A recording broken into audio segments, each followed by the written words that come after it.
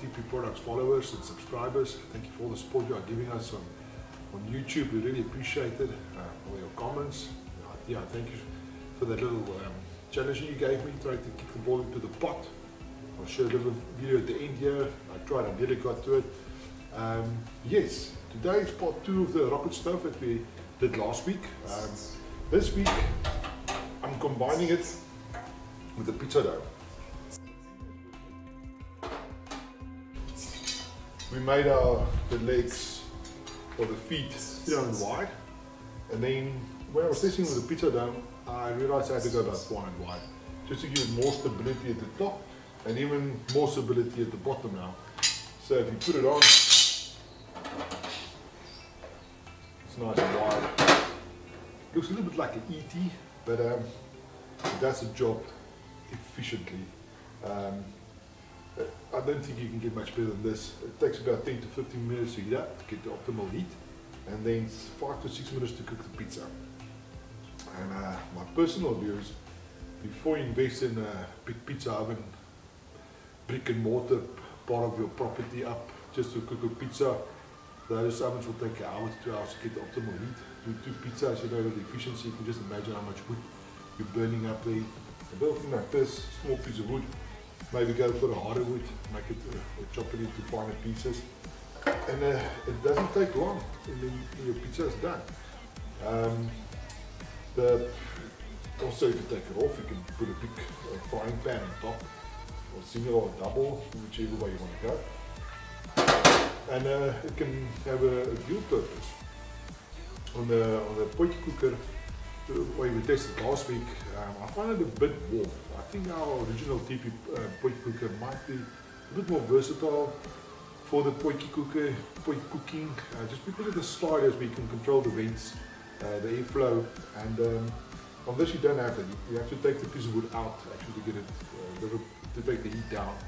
Where the potjie cooker has got the sliders and the airflow, you can adjust to whatever you need to be. Anyway, have a look at the video at the end. Maybe give some comments, maybe give some criticism if you like. I'll see if I can respond to them, and I'd like to hear what you guys have to say. Something bang bang, something bang bang bang bang, something bang bang. You can see the black smoke has disappeared. You've got this heat wave effect coming through. So now you know the rocket stoves are at optimal heat, and now you can introduce your pizza dough.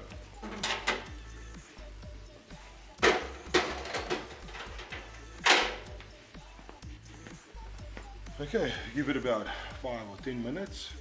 You can actually feel on the top, it's actually, the heat is coming out of the front here.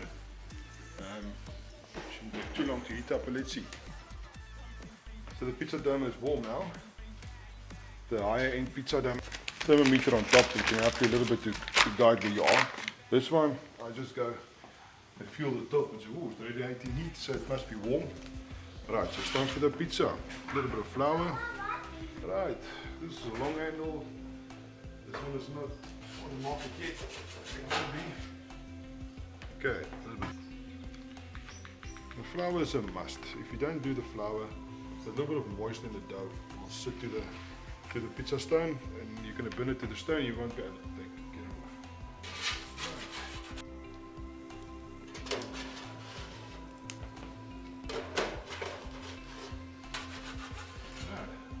My guess is about 10 minutes, maybe 5 minutes, depending how warm it is, but it's my first time around, so I'll check it after 5 minutes.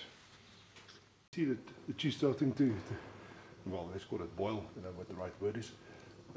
Took exactly 6 minutes. The stainless steel tile was actually a little bit faster than the ceramic tile. I didn't expect that, but yeah, let's take it out.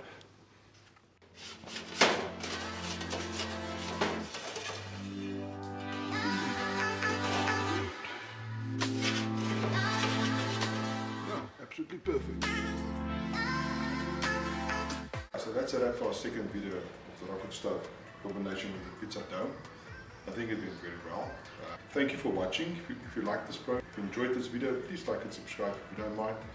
And yeah, I hope to see you guys in the next video.